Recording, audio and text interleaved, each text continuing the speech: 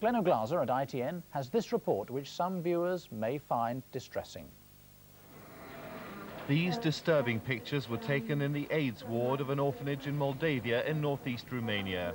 Not all of the children in this ward have AIDS. In fact, some haven't yet been tested, but many have just weeks, perhaps only days to live.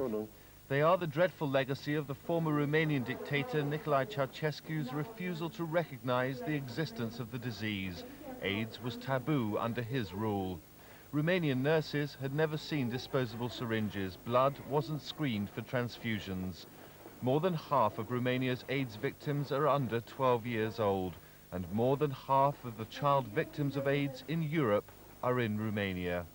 Official reports of the disease only started after Ceausescu fell at the end of 1989. People in Britain and throughout the world were shocked by pictures like these. Help has poured into Romania in the last 18 months, and around 10,000 children have been adopted. But an estimated 160,000 are still in institutions like this.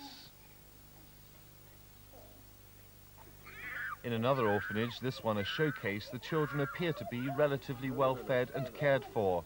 Ceausescu was determined to increase the population. Abortion and contraception were outlawed, but Romania was starving and many parents were forced to abandon their children.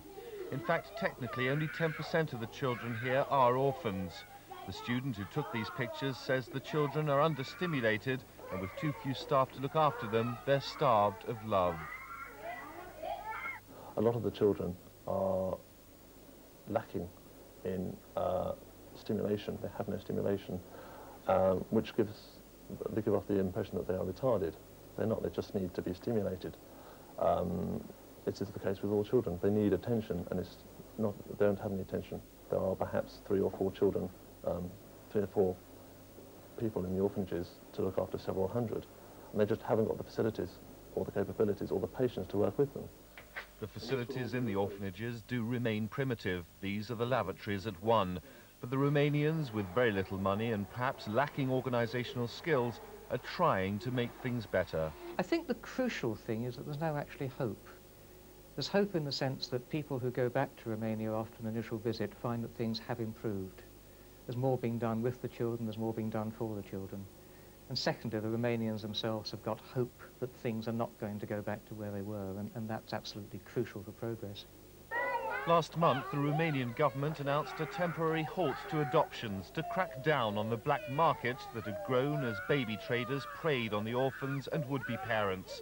The Romanians are trying to introduce a new, more efficient way of finding family homes for the tens of thousands of children like these, the tragic legacy of the Ceausescu years.